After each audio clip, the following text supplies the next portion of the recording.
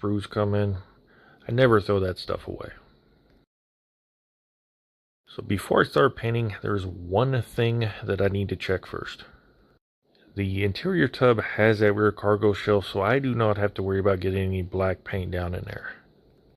For the interior, I'm going to be going with a cream color, so trying to paint that over black would be a nightmare. So I just wanted to double check so I didn't have to mask that off down there before I start laying out paint. Now for this, I'm doing super light coats over the edge of the tape, and I'm going to let this dry a little bit. What that's going to do is it's going to create a seal between the paint and the body so there is no bleed through. Now I know it looks like I'm laying on a lot of paint, but well, that's black paint over white. That's just how it's going to look. I have had several people tell me that once I do my masking, if I go over it with the same color as the body color, it doesn't matter if I get bleed through. I'm too lazy to clean my airbrush that many times, and I gotta have faith in my masking. That's why I spend so much time doing it. Now since I do speed this up, it's hard to see the jump stops and the edits between screens, but this ended up being about 3 coats. So, let's just see how much faith I have in my masking.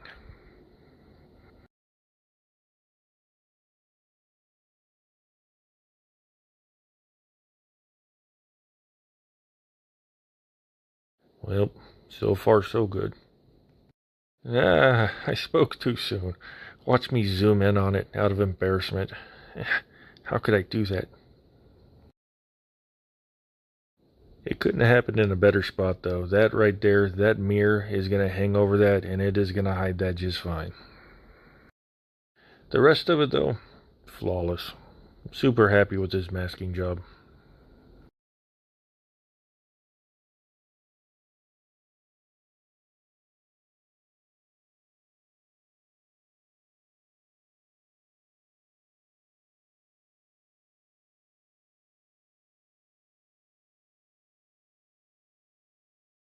Now I did peel the tape off while it's still kind of wet.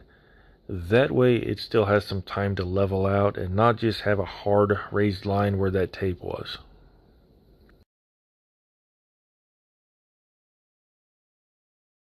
So one overnight later, we got a problem. One of my mirrors is gone. Yeah, I tore my entire bench apart looking for it, guys. This thing is a mess. It's on a spring clamp, so it could have pinched that and flung it off anywhere. Luckily, it just fell down and landed right there. I was honestly thinking this was the end of the build. Guys, I'm serious. I was panicking.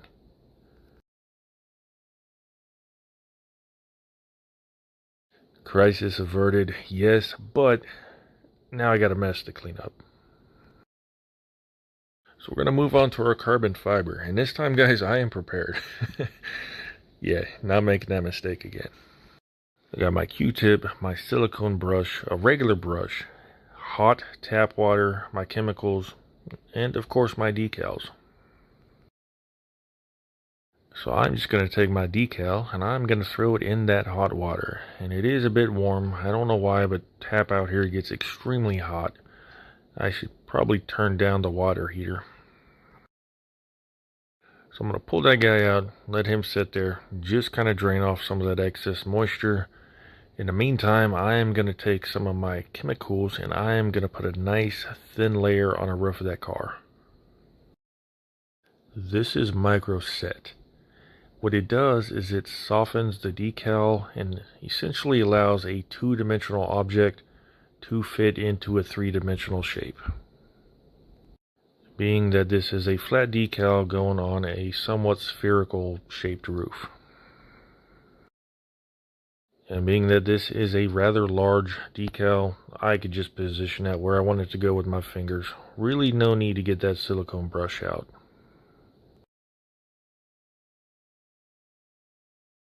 What I usually do though is I leave myself some overhang so I kind of got a greater margin of error. I cut this one kind of close.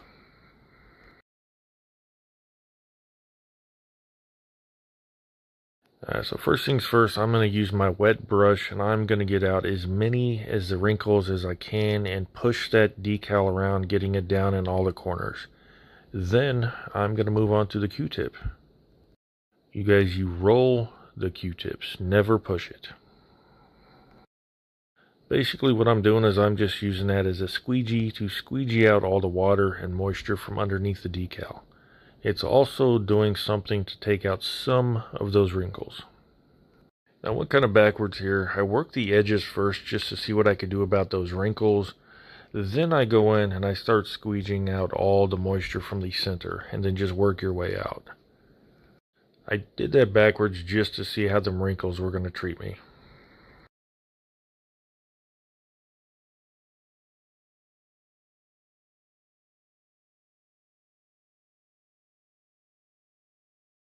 But once you got all the moisture wicked out and you're fairly confident you know where this decal is going to be sitting, we can now trim off the excess.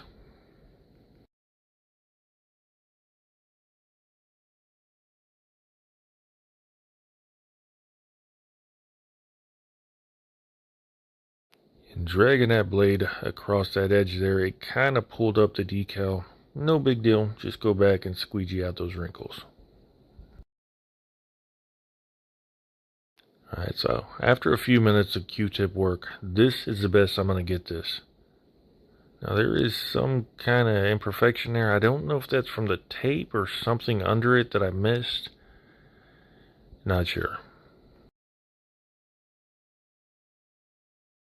Being that this is all we're going to be able to get with our hands and Q-tips, it is now time to apply some heat. The heat from a hairdryer will cause decals to shrink and tighten up. This is going to get out 99% of those wrinkles, guys. You saw how it looked a minute ago. You see how it looks in a minute here. I'm also going super hot with this. Being that it's resin, I'm not worried about it warping like a plastic body would. With the plastic bodies, I usually go a medium heat. So yeah, that's what it looks like after heat. There are still those imperfections. I cannot feel them though, so I think it's something in the decal.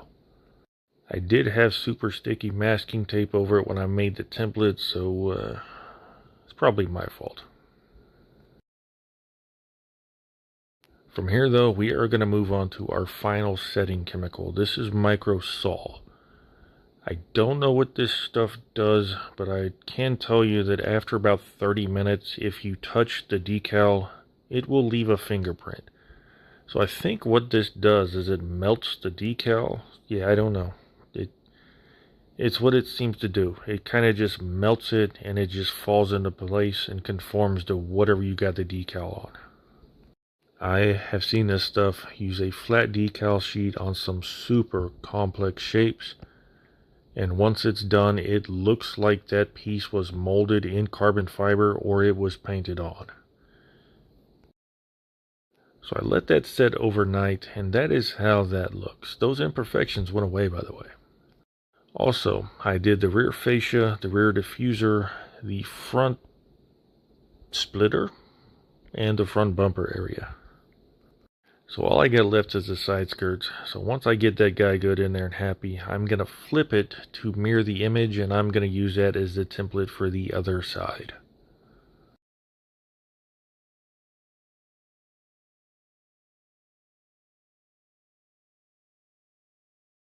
And I forget what I was going to say here, but it probably ignore my knuckles. I've been working on my truck.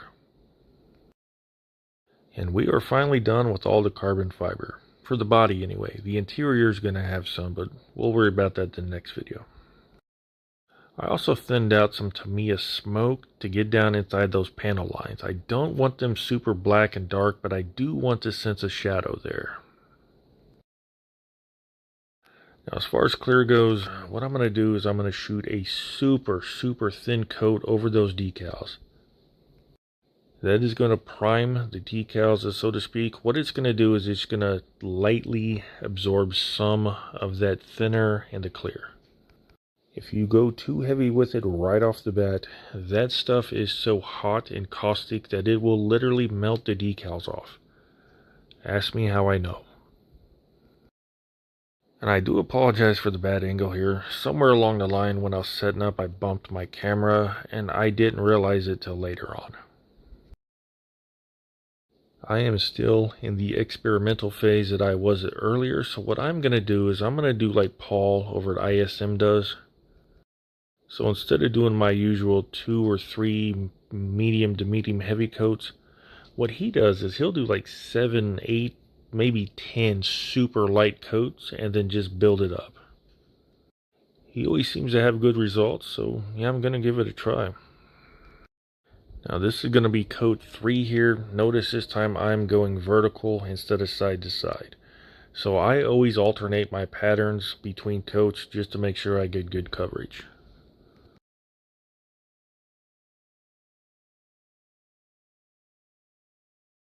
And I sped this up so much I don't quite remember where the split was, but I'm somewhere around coat 5 or 6 right now if I remember right. And so far I am just not happy with how that's turning out. Yeah, it's shiny, but it's not a layer of glass kind of shiny like I usually am by now. So I'm just going to kind of turn out my airbrush where I usually have it, and I'm going to lay on just another medium to a medium heavy coat. Now I know that works for Paul because I've seen it. I've seen the results and it is amazing. I just need some more practice, I think. It was right about here I realized I had bumped the camera, so I got that fixed for y'all. I should also mention I'm waiting about 5-6 minutes between coats here just to give this a chance to kind of level out. And if you guys are paying close enough attention, you'll see every now and then I peek into the cup of my airbrush there. Do not let this thing run dry, because when it does, it will just spatter out everything that's in the airbrush. And that is also one of the reasons where I do not run a cap on these things. I like to monitor my paint levels just to avoid any potential disasters.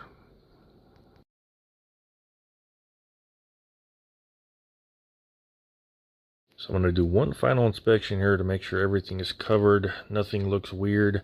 Then I'm going to pull it out of the paint booth and let it dry on my bench.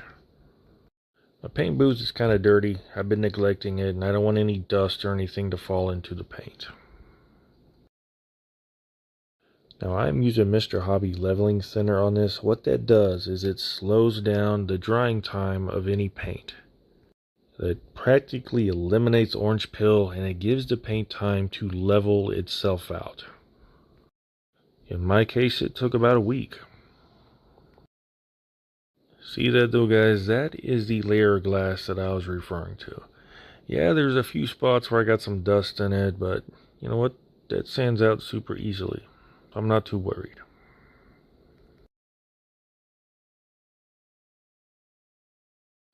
So, yeah, if you guys made it this far, thank you so much for watching. Have a good night.